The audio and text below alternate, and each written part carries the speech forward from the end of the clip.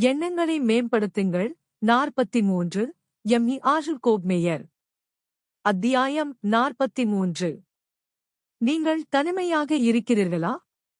தங்கள் வாழ்க்கையின் தன்மை, தொழில்கள் அல்லது சூழ்நிலைகள் காரணமாக தனிமையில் கணிசமான நேரத்தை செலவிடும் பலர் உள்ளனர். இதன் அர்த்தம் அவர்கள் தனிமையில் இருக்கிறார்கள் என்பதல்ல. தனியாக இருப்பது தனிமைக்கு பங்களிக்கலாம் அல்லது பங்களிக்காமல் போகலாம். உண்மையில் தனிமையை அனுபவிப்பவர்கள் கூட்டத்தில் இருக்கும்போது கூட அதன் அறிகுறிகளை உணர முடியும். நான் ஒரு கூட்டத்தில் தனிமையாக இருக்க முடியும் என்ற பழைய பாடலின் வரியை நினைவில் கொள்கிறீர்களா? தனிமை உணர்வு என்பது ஒரு நரம்பியல் நோயாகும். இது எரிச்சல், மனச்சோர்வு போன்ற பல்வேறு நிலைகளைக் கடந்து தீவிரமடைந்து முன்னேறி இறுதியில் மனநல மருத்துவர்கள் மோனோபோபியா என்று அழைக்கும் ஒரு முழுமையான மனநோயாக உருவாகலாம். தனிமை என்பது முற்றிலும் விரும்பத்தகாது. அதன் விரும்பத்தகாத ஆரம்ப கட்டங்கள் முதல் அதன் மோனோபோபியா கட்டத்தின் தீவிர நோயுற்ற தன்மை வரை அதன் லேசான வடிவங்களைக் கூட நீங்கள் அனுபவித்தால் அதிலிருந்து விடுபடுங்கள். தனிமையிலிருந்து விடுபடுவது எளிமையானது மற்றும் நிரந்தரமானது மட்டுமல்ல, அதை நீக்குவது ஒவ்வொரு எளிய அடியிலும் மகிழ்ச்சியின்மையை குறைத்து மகிழ்ச்சியை அதிகரிக்கும் இரட்டை நன்மையை வழங்குகிறது. தனிமையை நீக்குவதற்கான முதல் மற்றும் மிக முக்கியமான படி அது உண்மையில் என்ன என்பதை புரிந்து கொள்வதாகும். இது உங்களை ஆச்சரியப்படுத்தக்கூடும். பெரும்பாலான மக்கள் தனிமையே தனியாக இருப்பது அல்லது யாரையாவது இழப்பது என்று நினைக்கிறார்கள். இதன் விளைவாக அவர்கள் ஒருபோதும் உண்மையான காரணத்தை கவனிப்பதில்லை, எனவே ஒரு தீர்வை கண்டுபிடிக்கவில்லை. மனநல மருத்துவர்கள் கூறும் தனிமை என்பது உங்களை நீங்களே விரும்பாமல் இருப்பது. நீங்கள் தனியாக இருக்கும்போது உங்களுடன் ஒத்துப்போக முடியாமல் இருப்பதும், உங்கள் கவனம் உங்களை எப்படி கற்பனை செய்கிறீர்கள் என்பதில் கவனம் செலுத்துவதும் ஆகும். தனிமை என்பது உங்களை நீங்களே எதிர்கொண்டு அடுத்து என்ன செய்வது என்று தீர்மானிக்க வேண்டியிருக்கும் போது அமைதியான சூழலை அனுபவிப்பதில்லை. தனியாக ஒரு கூட்டத்தில் கூட உங்களை நீங்களே விரும்பாமல் இருப்பதும், மற்றவர்களிடமிருந்து நீங்கள் பிரிந்து ஒரு கூட்டத்தில் தனியாக உணரும் வரை அதன் காரணமாக ஒதுங்கியிருப்பதும் ஆகும். சரி, நீங்கள் அதிக நேரம் செலவிடப் போவது உங்களுடனேதான். மற்றவர்கள் எவ்வளவு அன்பானவர்களாக, தோழமையுள்ளவர்களாக அல்லது சுவாரஸ்யமாக இருந்தாலும் ஒவ்வொரு நிமிடமும், மணி நேரமும், ஒரு நாளும் உங்களுடன் இருக்க முடியாது. பல்வேறு காரணங்களுக்காக அவர்கள் உங்களுடன் இல்லாத ஒரு காலம் வரக்கூடும். உங்கள் வாழ்நாள் முழுவதையும் உங்களுடன் செலவிடப் போவதால் உங்களை நீங்களே விரும்ப கற்றுக்கொள்வது நல்லது. இது சுயநலமாக இருப்பதை அர்த்தப்படுத்துவதில்லை. மற்றவர்களை ஈர்க்க முயற்சிக்கும்போது மக்கள் தங்களைப் பற்றி சுயநலமாக இருப்பதில்லையோ. மக்கள் தனியாக இருக்கும்போது அவர்கள் உண்மையில் நினைப்பது போல் தங்களை அதிகமாக மதிப்பிடுகிறார்கள். அதனால்தான் உங்களை பிடிக்காமல் இருப்பதும், குறிப்பாக உங்களுடன் தனியாக இருப்பதை விரும்பாமல் இருப்பதும் தனிமை எனப்படும் மன மற்றும் உணர்ச்சி அசௌகரியத்தை ஏற்படுத்துகிறது. உங்களுடைய அந்த ஆழ்மனம் உங்களைப் பற்றிய விரும்பத்தகாத எண்ணங்களை உங்கள் நனவான மனதிற்கு முன்னால் தோண்டி எடுக்கத் தொடங்குகிறது. அது உங்களுக்கு பிடிக்கவில்லை. அந்த விரும்பத்தகாத குணங்களை மற்றவர்களுக்கு தீங்கு விளைவிக்க விரைவாக பயன்படுத்தும் மிகை உணர்திறன், எரிச்சலூட்டும், விமர்சிக்கும், நச்சரிக்கும் நபர்கள் தனியாக இருக்கும்போது அதே குணங்களை உள்நோக்கி திருப்புகிறார்கள் என்பதை மனநல மருத்துவர்கள் கண்டறிந்துள்ளனர். ஒருவேளை அவர்கள் குற்ற உணர்வை உணரலாம். எப்படியிருந்தாலும் அவர்கள் தனிமையாக உணர்கிறார்கள். இதை இன்னும் எளிமையாகச் சொல்லலாம். நீங்கள் மற்றவர்களுடன் நன்றாக பழகினால் உங்களுடனும் சமமாக பழகுவீர்கள், மேலும் தனிமைக்கான அடிப்படை காரணத்தை நீக்கியிருப்பீர்கள். ஆனால் நீங்கள் தனியாக இருக்கும்போது என்ன செய்வது? செய்ய மிகவும் பலனளிக்கும் விஷயங்களில் ஒன்றுமில்லை. உண்மையில் இது ஒன்றுமில்லாமல் இருப்பதிலிருந்து வெகு தொலைவில் உள்ளது. ஆனால் அது கிட்டத்தட்ட முழுமையான உடல் செயலற்ற தன்மையைக் கொண்டுள்ளது. நீங்கள் தனியாக இருக்கும்போது இந்த உடல் செயலற்ற தன்மை மிகவும் மகிழ்ச்சிகரமான மற்றும் பலனளிக்கும் மன மற்றும் ஆன்மீக நடவடிக்கைகளில் ஈடுபட உங்களை அனுமதிக்கிறது. 1. தியானம். 2. கருத்துரை. 1. தியானத்தின் வெகுமதிகளை பார்ப்போம். ஒரு இடிமுழக்க கட்டளை வருகிறது. அமைதியாக இருங்கள், நான் கடவுள் என்பதை அறிந்து கொள்ளுங்கள்.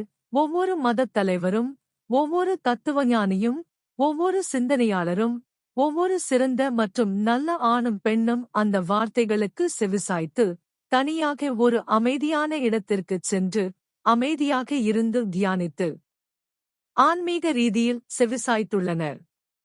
நான் அதற்கு எந்த காரணமும் சொல்ல வேண்டியதில்லை. அவர்களின் வாழ்க்கை வரலாற்றைப் படிக்கச் சொல்லுங்கள். அவற்றில் ஏதேனும் ஒன்று. அனைத்தும். இயேசு வனாந்தரத்தில் 40 பகலும் 40 இரவும் தனியாகக் கழித்தபோது தனிமையாக இருந்தாரா? வால்டன் குளத்தில் தனியாகக் கழித்த ஆண்டுகளில் தனிமையாக இருந்தாரா? வாழ்க்கையின் மிகவும் நிறைவான, பலனளிக்கும் அனுபவங்களில் ஒன்று தனியாக இருப்பது, அமைதியாக இருப்பது, ஆன்மீக ரீதியில் கேட்பது, தியானிப்பது. நீங்கள் தனிமையாக உணர மாட்டீர்கள் என்று நான் உறுதியளிக்கிறேன். இப்போது நீங்கள் தனியாக இருக்கும்போது மன ரீதியாகவும் ஆன்மீக ரீதியாகவும் ஈடுபடக்கூடிய மற்றொரு உடல் செயலற்ற தன்மையைப் பற்றிப் பார்ப்போம். 2. மனந்திரும்புதல். இது ஒரு கலை, இதன் மகிழ்ச்சிகள் விவரிக்க முடியாதவை. நீங்கள் அதனுடன் அடையாளம் காணும் வரை, ஆன்மீக ரீதியாக அதன் ஒரு பகுதியாக மாறும் வரை, கிட்டத்தட்ட எதிலும் சிந்தனையுடன் கவனம் செலுத்தும் கலை இது. பறவைகளைப் பார்ப்பது முதல் கலை பாராட்டு வரை, ஜன்னலுக்கு வெளியே அல்லது வீட்டிற்குள் நீங்கள் காணும் தினசரி விஷயங்களின் எல்லையற்ற விவரங்களின் நம்ப முடியாத தன்மையைப் பற்றி சிந்திப்பது வரை அனைத்தையும் சிந்தனையில் உள்ளடக்கலாம். என்னை மிகவும் எரிச்சலூட்டும் நபர்கள், விமானங்களில் அமர்ந்து, பத்திரிகைகளில் தங்கள் முகங்களைப் புதைத்து, இது ஒரு வழக்கமான பேருந்து பயணம், நாள் முழுவதும் வேலை என்ற ஒரு நுட்பமான தோற்றத்தை ஏற்படுத்த முயற்சிக்கும் மந்தமான குமிழ்கள்தான்.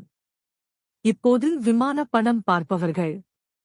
சரி, நான் உலகின் பல்வேறு பகுதிகளில் பல விமானங்களில் பறந்திருக்கிறேன். நானே.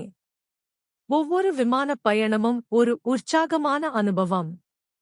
அங்கே, நம்பிக்கையுடன், மேகங்கள் எப்போதும் வித்தியாசமாக, எப்போதும் மாறிக்கொண்டே இருக்கும். எப்போதும் அற்புதம். நான் அவற்றில் இருக்கிறேன். பகல் நேரத்தில், கீழே பூமியின் பனோரமா உள்ளது. அதன் மனிதனின் மற்றும் இயற்கையின் பைத்தியக்காரத்தனமான போர்வை வேலைகளால் ஆன வடிவங்களின் கலைடோஸ்கோப் உள்ளது. இரவில், ஒரு விமானத்தின் ஜன்னலிலிருந்து, நான் ஒளியின் இரத்தினங்களைப் பார்க்கிறேன். சில சிதறிக் கிடக்கின்றன, சில வெடிக்கும் வானளாவியங்களைப் போல வெகுஜன மகிமையில் வெடிக்கின்றன. இது பிரபஞ்சத்தின் ஒரு துண்டு. சிந்தனையின் மூலம், நான் அதில் மகிழ்ச்சியுடன் ஈடுபட்டுள்ளேன். தனிமையா? இதற்கெல்லாம் மத்தியில், நீங்கள் கொஞ்சம் யோசித்துப் பார்த்தால், தியானத்திற்கான வாய்ப்புகள் எல்லையற்றவை என்பதை நீங்கள் காண்பீர்கள். எல்லாவற்றையும் போலவே, அமைதியான தியானத்தின் ஆழமான, திருப்திகரமான ஆன்மீக மகிழ்ச்சியும் எல்லையற்றது. இந்த மர்மமான, அற்புதமான பிரபஞ்சத்தின் மிகப்பெரிய அல்லது மிகச்சிறிய பகுதிகளைப் பற்றி சிந்திப்பதில் நீங்கள் மூழ்கியிருக்கும்போது நீங்கள் தனிமையாக இருக்க முடியாது. நிச்சயமாக, உங்கள் உலகத்தை அனுபவிக்க உங்களுக்கு விமானமோ அல்லது வேறு எந்த வகையான பயணமோ தேவையில்லை. உங்களால் உங்கள் சாய்வு நாற்காலியை விட்டு வெளியேற முடியாவிட்டால், அல்லது நீங்கள் தேர்வு செய்யாவிட்டால், உலகம் புத்தகங்கள், வெளியீடுகள், வானொலி மற்றும் தொலைக்காட்சி மூலம் உங்களிடம் வரும்.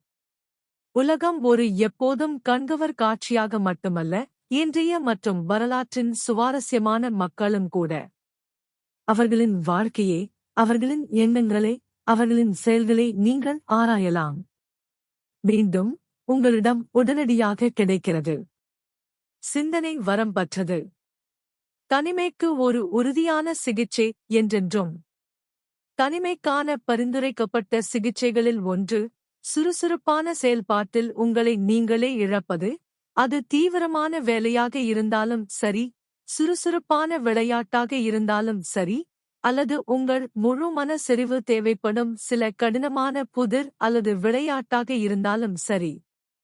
தற்காலிகமாக உங்களை விட்டு தப்பித்துக் கொள்ளும் ஒரு வழியாக நீங்கள் உங்களை நீங்களே இழந்துவிட்டால், இந்த தப்பிக்கும் முறை விரைவில் முடிவுக்கு வரும். நீங்கள் உடல் ரீதியாகவும், மன ரீதியாகவும், உணர்ச்சி ரீதியாகவும் உற்சாகமடைந்து, உங்களை இழக்க இந்த கொடூரமான முயற்சியை தொடங்கிய போது இருந்ததை விட தனிமையின் அறிகுறிகளுக்கு ஆளாக நேரிடும். ஆனால் நீங்கள் வேலை, விளையாட்டு அல்லது செறிவு விளையாட்டுகளில் ஈடுபட்டால், மகிழ்ச்சியான செயல்பாட்டில் உங்களை அனுபவித்து வெளிப்படுத்துவதன் மகிழ்ச்சிக்காக மட்டுமே ஈடுபட்டால், நிச்சயமாக தனிமைக்கு ஒரு உறுதியான மற்றும் அற்புதமான சிகிச்சையை நீங்கள் கண்டுபிடித்துவிட்டீர்கள். வெளிப்படையாக, நீங்கள் விரும்பும் அல்லது விரும்பும் நபர்களுடன் இருப்பது அல்லது நீங்கள் ஆர்வமாக உள்ளவர்களுடன் இருப்பது தனிமையை தடுக்கிறது அல்லது குறைக்கிறது. இந்த சூழ்நிலையை நான் கடைசியாக குறிப்பிடுகிறேன், ஏனென்றால் சிலர் மற்றவர்களுடன் இருப்பதை மட்டுமே நம்பியிருக்கிறார்கள். அவர்கள் நீண்ட காலத்திற்கு தங்கள் சொந்த சுயத்தை எதிர்கொள்வதைத் தவிர்க்கிறார்கள்.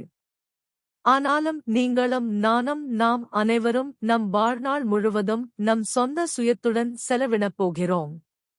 மேலும் நான் முன்பு சுட்டிக்காட்டியபடி, மற்ற அனைவரும் எவ்வளவு அன்பானவர்களாக, எவ்வளவு தோழமையாக, எவ்வளவு சுவாரஸ்யமாக இருந்தாலும், ஒவ்வொரு நிமிடமும் அல்லது ஒவ்வொரு மணி நேரமும் அல்லது ஒவ்வொரு நாளும் உங்களுடன் இருக்க முடியாது. மேலும் பல்வேறு காரணங்களுக்காக அவர்கள் உங்களுடன் இல்லாத நேரம் வரலாம். எனவே முதலில் உங்களை நீங்களே பார்த்து, உங்களைப் போலவே இருங்கள். நீங்கள் இப்போது இருப்பது போல் உங்களை ஏற்றுக்கொள்ள முடியாவிட்டால், நீங்கள் ஏற்றுக்கொள்ளக்கூடிய, விரும்பக்கூடிய மற்றும் பழகக்கூடிய நபராக தனியாக உங்களை மாற்றிக்கொள்ள வேண்டாம். ஏனென்றால், உங்களால் தனியாக உங்களுடன் பழக முடியாவிட்டால், நீங்கள் உருவாக்கக்கூடிய அனைத்து தப்பிக்கும் முயற்சிகளும் தனிமையை தடுக்காது. ஆனால், உங்களுடன் இருப்பதை நீங்கள் அனுபவிக்க முடிந்தால், பார்க்கவும் செய்யவும் விஷயங்கள் நிறைந்த பிரபஞ்சத்தின் வரம் பெற்ற அற்புதங்களைத் தேட, அல்லது அதைப் பற்றி படிக்க, தியானிக்க அல்லது உங்கள் ஆராயும் மனப்பான்மையின் ஆழத்தில் சிந்திக்க எப்போதும் உங்களுடன் இருக்கும் ஒரு வாழ்நாள் துணை உங்களுக்கு இருக்கும். உன்னுடன் இருக்க பிடிக்கும் போது, நீ ஒருபோதும் தனிமையாக இருக்க மாட்டாய்.